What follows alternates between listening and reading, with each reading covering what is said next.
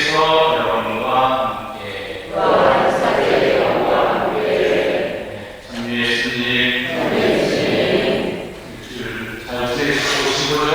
네. 진심으로 예수는 사람을 용서하러 오신 주님 자비를 베푸소서. 죄인을 부르신 그리스도님 자비를 베푸소서. 성공의 주께되어 계신 주님 자비를 베푸소서. 전능하신 하느님 저희에게 자비를 베푸시며 죄를 용서하시고 영원한 생명으로 이끌어 주소서. 아멘. 하늘 높은 데서는 하느님께 영광,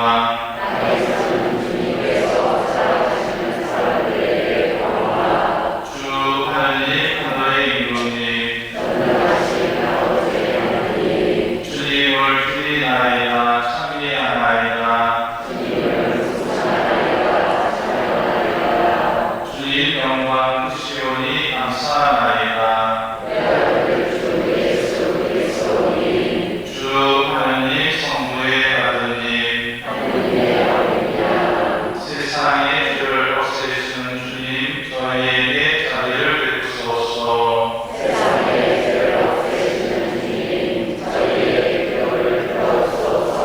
성모를 대한 자 계신 주님 저희에게 자비를 베푸소서.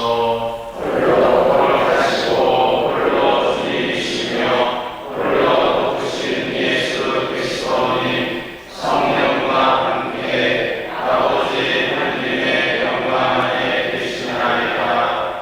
아멘. 이사야서의 말씀입니다. 만군의 주님께서는 이 산 위에서 모든 민족들을 위하여 살진 음식과 잘 익은 술로 잔치를, 살지고 기름진 음식과 잘 익고 잘 거른 술로 잔치를 베푸시리라.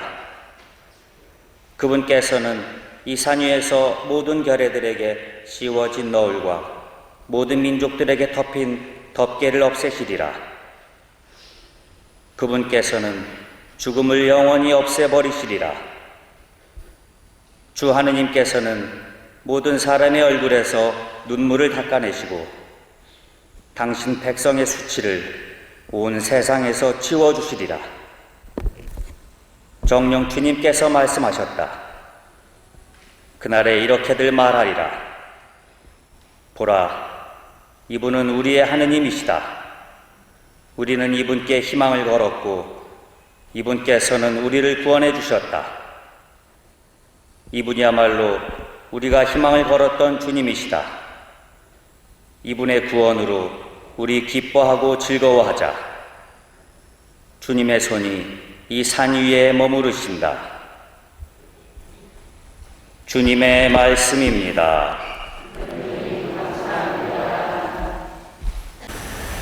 저는 우리 주님 집에 사오리이다. 주님은 나의 목자, 아실 곳 없어라.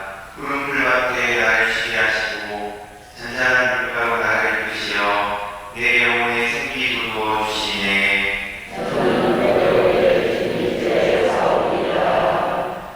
사도 바오로의 필리피서 말씀입니다. 형제 여러분, 나는 비천하게 살 줄도 알고 풍족하게 살 줄도 압니다.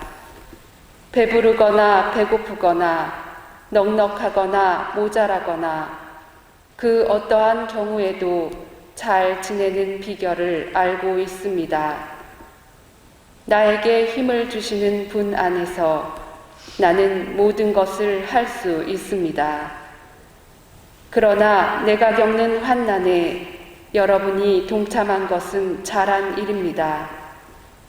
나의 하느님께서는 그리스도 예수님 안에서 영광스럽게 베푸시는 당신의 그 풍요로움으로 여러분에게 필요한 모든 것을 채워주실 것입니다. 우리의 하느님 아버지께 영원 무궁토록 영광이 있기를 빕니다. 아멘.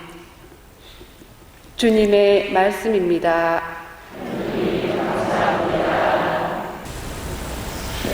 할렐루야. 우리 주 예수 그리스도의 아버지, 저희 마음의 문을 밝혀주시어 부르심을 받은 저희의 희망을 알게 하여 주옵소서. 주님께서 여러분과 함께 마테오가 전한 거룩한 복음입니다. 주님 영광 받으소서. 그때 예수님께서는 여러 가지 비유로 수석 사제들과 백성의 원로들에게 말씀하셨다. 하늘나라는 자기 아들의 혼인잔치를 베푼 어떤 임금에게 비길 수 있다. 그는 종들을 보내어 혼인잔치에 초대받은 이들을 불러오게 하였다. 그러나 그들은 오려고 하지 않았다. 그래서 다시 다른 종들을 보내며 이렇게 일렀다. 초대받은 이들에게 내가 잔치상을 이미 차렸어. 황소와 살찐 짐승을 잡고 모든 준비를 마쳤으니 어서 혼인잔치에 오시오 하고 말하여라. 그러나 그들은 아랑곳하지 않고 어떤 자는 밭으로 가고 어떤 자는 장사하러 갔다. 그리고 나머지 사람들은 종들을 붙잡아 때리고 죽였다. 임금은 진노하였다. 그래서 군대를 보내어 그 살인자들을 없애고 그들의 고을을 불살라 버렸다. 그러고 나서 종들에게 말하였다. 혼인잔치는 준비되었는데 초대받은 자들은 마땅하지 않구나. 그러니 고을 어기로 가서 아무나 만나는 대로 잔치에 불러오너라. 그래서 그 종들은 거리에 나가 악한 사람, 선한 사람 할 것 없이 만나는 대로 데려왔다. 잔치방은 손님들로 가득 찼다. 임금이 손님들을 둘러보려고 들어왔다가 혼인 예복을 입지 않은 사람 하나를 보고 친구여, 그대는 혼인 예복도 갖추지 않고 어떻게 여기 들어왔냐 하고 물으니 그는 아무 말도 하지 못하였다. 그러자 임금이 하인들에게 말하였다. 이자의 손과 발을 묶어 바깥 어둠 속으로 내던져 버려라. 거기에서 울며 이를 갈 것이다. 사실 부르심을 받은 이들은 많지만 선택된 이들은 적다. 주님의 말씀입니다. 찬미 예수님, 찬미 예수님. 8개월째 코로나19가 우리를 불안하게 하고 두렵게 하고 있습니다. 해결책이 없는 거, 백신만 나오면 다 되는 것처럼 생각하고 있습니다만은 그것도 중요하지만 이거를 극복하는 길은 우리 시민들이, 국민들이 같이 협력하고 연대할 때만이 극복이 가능합니다. 더 나아가서 우리 신앙인들에게는 하나님께 대한 믿음이 중요합니다. 오늘 화답송에서 들으신 것처럼 시편 23편 너무나 유명한 말씀 있죠. 제가 비록 어둠의 골짜기를 간다 하여도 재앙을 두려워하지 않으리니 당신께서 저와 함께 계시기 때문입니다. 이 말씀을 우리가 마음에 담고 지금 이 시기를 지내시면 그런 두렵고 불안한 그런 마음들을 어느 정도 하나님께서 주시는 평화로 가득 찰 것입니다. 하느님 나라는 어떤 곳인가? 오늘 복음에서 방금 들으신 것처럼 하느님 나라는 어떤 임금이 자기 아들의 혼인잔치를 준비한 것으로 이렇게 비유를 들으셨습니다. 잔치는 기쁨이 있는 곳이죠. 바로 하느님 나라는 혼인잔치처럼 기쁨이 있는 곳입니다. 로마서 14장 14절에서도 하느님의 나라는 먹고 마시는 일이 아니라 성령 안에서, 하느님 안에서 누리는 기쁨이라고 표현을 하고 있습니다. 하느님의 나라에서 살고 있는 구원받은 사람의 그런 기쁨을 얘기하고 있습니다. 하느님의 나라는 그 기쁨을 잔치로 표현하고 있다고 방금 말씀을 드렸습니다. 그러나 이 기쁨으로의 초대를 소홀히 여기고 무시한 사람들의 판단이 얼마나 엄청난 실수인가를 오늘 복음에서 들으셨습니다. 그런 하늘나라 기쁨으로의 초대를 놓치지 말라는 간절한 호소가 담겨 있는 것이 오늘 복음의 말씀입니다. 오늘 복음의 끝줄에 가서 부르심을 받은 이들은 많지만 선택된 이들은 적다 이렇게 말씀을 하셨습니다. 혼인잔치 예복은 하느님 나라를 위한 그 준비와 어떤 그 자격을 소홀히 하지 말라는 그런 말씀입니다. 모든 사람이 하느님으로부터 당신의 나라에 초대받고 있습니다. 또 초대받았습니다. 그러나 마지막 날에는 초대받은 많은 사람들이 준비 부족으로 제외될 수 있음을 방금 들으셨습니다. 친구여, 그대는 혼인 예복도 갖추지 않고 어떻게 여기 들어왔나? 임금은 이자의 손과 발을 묶어 바깥 어둠 속으로 내던져 버리라고 하인에게 명령합니다. 하느님 나라를 위해서 하느님께 가기 위한 그런 준비와 자격을 소홀히 하지 말라는 경고의 말씀이었죠. 근데 하느님 나라는 우리가 생각하는 천국, 천당은 죽은 뒤에 미래에 오는 곳으로 생각하는 분들이 굉장히 많습니다. 그러나 성경에 보면 미래에 오는 곳이 아니라 예수님으로 인해서 하느님이 다스리는 나라는 벌써 왔습니다.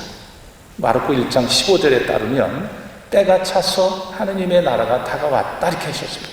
다가왔습니다. 예수님을 통해서 온 것입니다.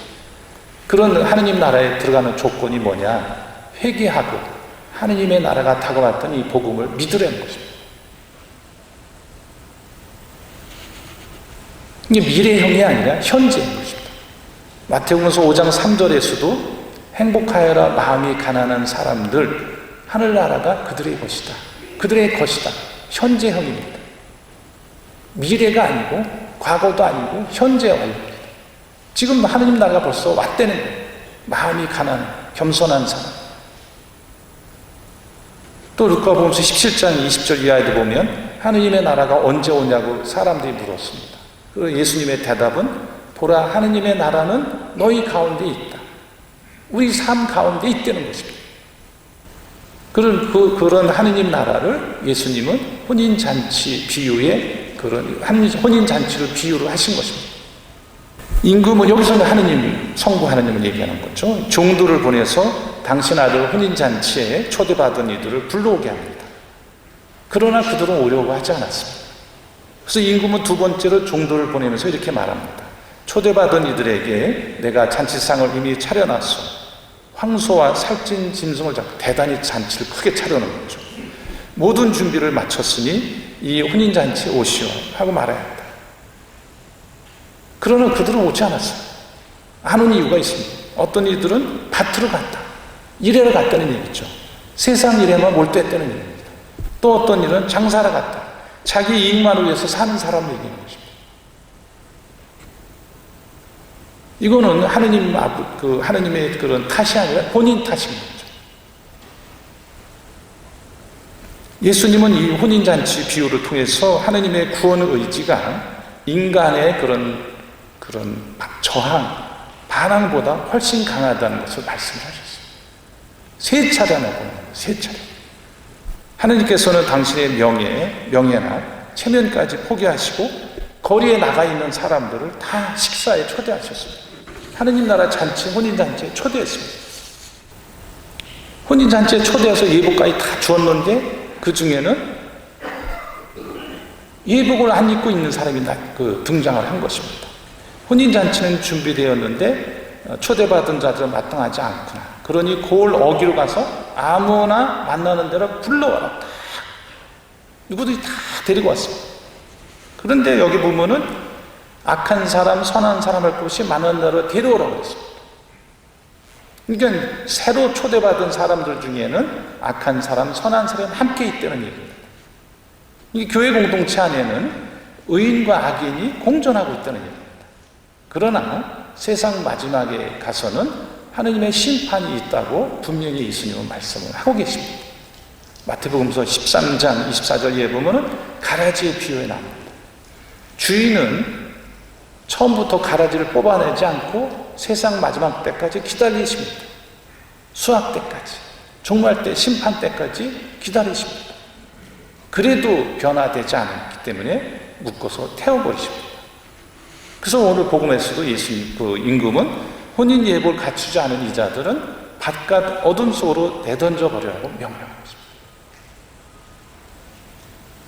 그러면 혼인 예복이 뭐냐? 마태복음서 그 최후의 심판 25장 31절 이하에 나옵니다. 하느님 사랑과 이웃 사랑이죠. 혼인 예복을 입은 사람이 어떤 사람인지 말씀을 하셨습니다. 여기 있는 형제 중에 가장 보잘것없는 사람 하나에게 해준 것이 바로 나에게 해준 것이죠. 그 사람이 누구냐? 굶주린 사람이죠. 그 다음에 목마른 사람, 나그네, 그 다음에 헐벗은 사람, 병든 사람, 감옥에 갇힌 사람, 이들에게 해준 것이 바로 나에게 해준 것이기 때문에 그것이 바로 혼인 예복인 것이죠. 정호승 그 프란치스코라는 시인이 있습니다. 정호승 시인, 올해 나이가 70이더라고요. 제가 생물연대 보니까. 이분이 이제 쓴 시집을 지난 추석 때 제가 봤는데, 오래전에, 10년 전에 나온 시집입니다. 시 제목이 뭐냐면, 어느 벽보판 앞에서, 이런 시입니다. 어느 벽보판 앞에, 현상 수배범 전단 사진 속에 내 얼굴이 있었다. 안경을 끼고 입꼬리가 축 처진 게 영락없이 내 얼굴이었다. 내가 무슨 대죄를 지어 나도 모르게 수배되고 있는지 몰라 벽보판 앞을 평생을 서성이다 마침내 알았다. 당신을 사랑하지 않은 죄, 당신을 사랑하지 않고 늙어버린 죄. 바오로 사도는 하늘나라 잔치의 예복을 입는 것을 사랑을 입는다고 표현했습니다. 하늘나라 잔치 예복은 사랑을 입는다고 했습니다. 어떤 사람이 있었는데 전혀 무엇과도 아무 관련을 맺고 싶어 하지 않은 사람이 있었습니다. 무엇과도 관련을 맺고 싶지 않은 거예요. 교회하고 관련 맺고 싶지도 않고, 지역사회를 위해서도 마찬가지고, 나라를 위해서도 전혀 관심이 없는 거예요. 오직 자신의 이익분을입니다. 그래서 만약 누군가가 좀 봉사 좀 해보라고 하면은, 아니면 더 나가서 시행 좀 해보라 그러면 콧방귀 뀌는 거예요. 지역, 교회, 나라는 그에게는 아무것도 아닌 것이죠. 그의 눈으로 보자면 지역 문제, 교회에 신경 쓰는 것은 머리 나쁜 미련투이나 하는 거라는 거예요. 그리고 나라에 헌신하는 사람들을 그런 손톱만큼도 이해하지 않았어요. 이 글을 쓴 노베르트 발저라는 그 독일 계통의 작가인데, 오래전 사람이죠. 그 사람이 이런 얘기를 하면서 뭐라고 그러냐면, 이런 인간을 어떻게 하면 좋겠는가. 좀 입에 담기 좀 불편한 표현인데, 이런 자들은 두말할 필요도 없이 즉석에서 아주 정성 들여 늘씬하게 두들겨 패주는 것이 지당하고 마땅한 일이 아니겠는가 이렇게 대답합니다. 그러면서 하지만 진정하라. 두들겨 패려고만 생각하지 말고 진정하라. 그런 자들도 영원히 자기 마음대로 활개치고 살지는 못할 것이다. 그래서 어느 날 어떤 사람이 자기 이익에만 몰두하는 이 사람의 방문을 두드렸습니다. 가자, 당신을 데리러 왔어 하고 방문자가 말했습니다. 그러자 자기 이익에만 몰두했던 이 사람은, 설마 내가 당신 때문에 시간을 낭비하리라고 생각한 거요? 지금까지 그랬던 것처럼 나를 계속 가만히 내버려 두시겠습니까? 미안하지만 나는 시간이 없습니다. 그러니 안녕히 가시오, 선생. 대충 이런 말로 대꾸하려고 했습니다. 자기 이익에만 몰두했던 이 사람. 그런데 그가 입을 열고 머리에 떠오른 것을 소리내어 말하려는 순간 죽을 것처럼 구역질이 나고 얼굴이 시체처럼 창백해졌습니다. 너무 늦었습니다. 그는 단 한마디도 말할 수 없었습니다. 그의 혀는 굳어버렸습니다. 죽음이 그를 찾아온 것입니다. 죽음 앞에서는 다른 아무것도 소용이 없었습니다. 이런 삶도 삶인가? 우리는 이처럼 삶 없는 삶, 하느님 없는 삶을 살고 싶은가? 이 사람처럼 산다면 나를 위해서 누가 울어줄 것인가? 애통하긴커녕 어떤 사람들은 우리가 떠난 것에 대해서 아유 잘 죽었다 이렇게 말할지도 모른다는 것입니다. 하느님 나라의 그 초대 혼인잔치에 들어가는데 필요한 예복은 이웃의 그런 어려움에 공감하는 사랑의 예복인 것입니다. 이념을 떠나서 이웃의 고통에 공감하는 것입니다. 교황 프란치스코의 말씀처럼 고통은 사라지지 않고 우리와 함께 간다 하시면서 고통은 사라지지 않고 우리와 함께 같이 간단 말이죠. 우리와 함께 같이 간다. 사라지지 않습니다. 세상만 끝날까지 같이 간다 하시면서 우리가 다른 뉴스들, 다른 관심거리들, 그리고 유흥거리들로 다른 사람의 고통을 마비시켜 버리지 않는 일이 중요하다는 거예요. 자기의 관심사만 쫓아다니면서 다른 사람의 고통에 대해서 마비시켜 버리지 않는 것, 이게 중요하다는 것입니다. 고통은 사라지지 않는다. 우리와 함께 간다는 것입니다. 우리가 이웃의 슬픔에 공감하고 아파할 줄 아는 그런 혼인 예복으로 은총을 주님께 청하면서 미사 계속 함께 하셨으면 합니다. 고맙습니다.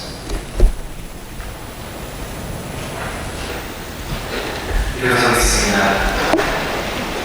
전능하신 천주 성부 천지의 창조주를 저는 믿나이다.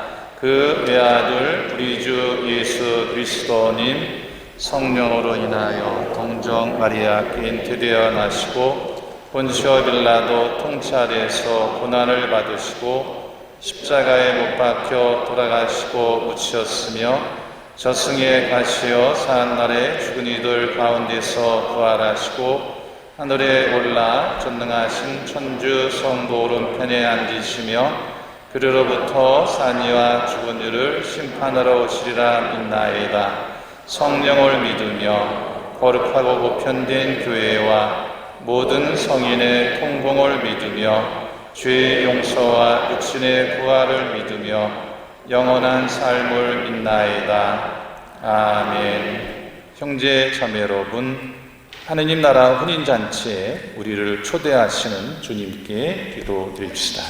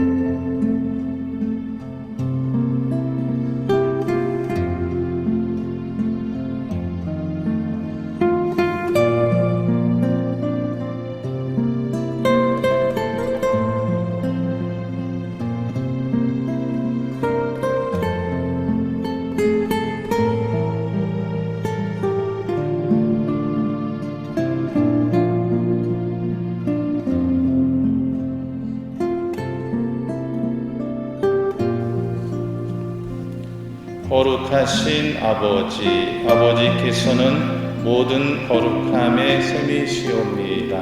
간구하오니 성령의 힘으로 이 예물을 거룩하게 하시어 우리 주 예수 그리스도의 몸과 피가 되게 하소서. 스스로 원하신 순환이 다가오자 예수님께서는 빵을 들고 감사를 드리신 다음 쪼개어 제자들에게 주시며 말씀하셨나이다. 너희는 모두 이것을 받아 먹어라. 이는 너희를 위하여 내어줄 내 몸이다.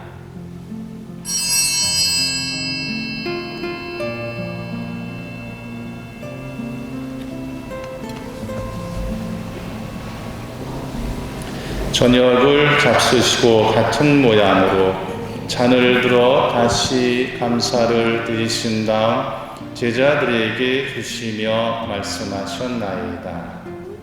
너희는 모두 이것을 받아 마셔라. 이는 새롭고 영원한 계약을 맺는 내 피의 잔이니 죄를 사하여 주려고 너희와 많은 이를 위하여 흘릴 피다. 너희는 나를 기억하여 이를 행하여라.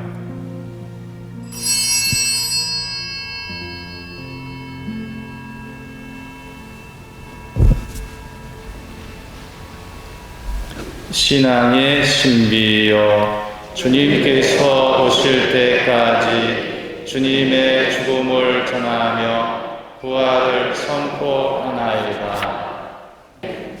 하느님의 자녀되어 세주의 분부대로 삼가 아리오니